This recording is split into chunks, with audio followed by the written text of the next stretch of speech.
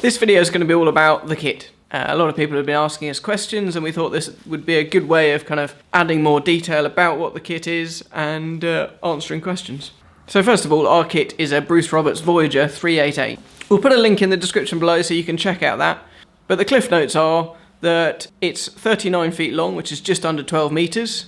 13 foot 2 is the beam, which is just over 4 metres, and it should have a 6 foot draft. The final weight should be somewhere around 13.5 tonnes, and that's 7 tonnes of steel and around 3,700 kilos of lead ballast.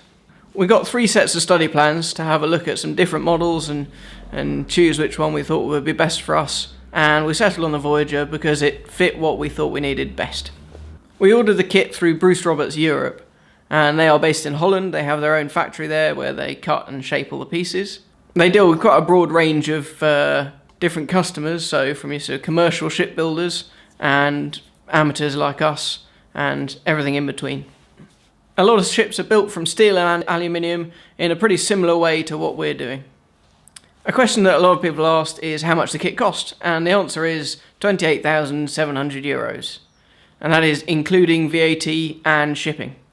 On the face of it, that can sound like quite a lot, and especially if you compare it to the price of the raw steel that you would buy. However, if you look at the bigger picture, we think it's really good value for money. If you think about the time saved in that you don't have to cut it yourself, then also the time saved because it's cut by a computer, so it's more accurate than you would probably be able to achieve, and with less mistakes. So you're going to spend less time building, and also then the finished product is likely to be better. Also, there's less wasted material in terms of offcuts and false cuts because of parts nesting and that kind of stuff. And then you don't have to loft your own boat. And then there's a lot of saving on the sort of tools that you wouldn't have to buy and that kind of stuff. Obviously, if you're interested in learning those skills, then it might be worth it. But for us, we decided that we had enough on our plate anyway, and so the kit was an obvious choice. It took about 2 months for our steel to arrive after we'd ordered it. Our kit was made up of about 300 plasma cut parts and a couple of bundles of stock steel, so that's like the flat bar, the round bar, angle iron and T-bar.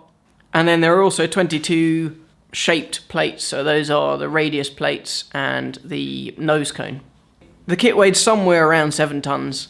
And the thickness of material is anywhere between 4 and 6 millimeters. Basically, the further down on the boat you go towards the bottom of the keel, the thicker steel you're working with, and the further up you go, the thinner it is. So the deck is 4 millimeters, and the bottom of the keel is 6. And that's just to try and keep the center of gravity as low as possible. Before cutting, the steel is shot blasted and coated in a weld primer called Sigma Weld.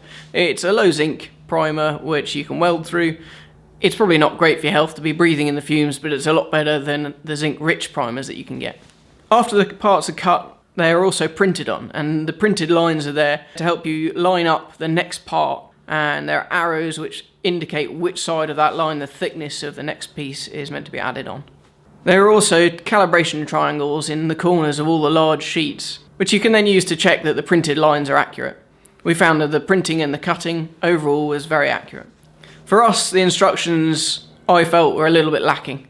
And I think this is probably because if they provided all the information that I would need, then there would be way too much information for the majority of people building these boats. I think the majority of their customers aren't individual builders like me, they're people who know what they're doing. So yeah, we found that there was quite a few details that would have saved us a lot of time if they were included. I'm actually thinking that we probably will write our own set of instructions to help people like us to do it faster and better next time. I was really glad that when we got the plans and instructions, I spent a good amount of time looking through to check that we had a good idea of what the order of the build was, and then also to familiarise ourselves with what each part was meant to look like. It made it a lot easier then when we came to sorting the steel when it arrived, because I was familiar with what each part was going to look like, and I had an idea of how I was going to organise things in the shed.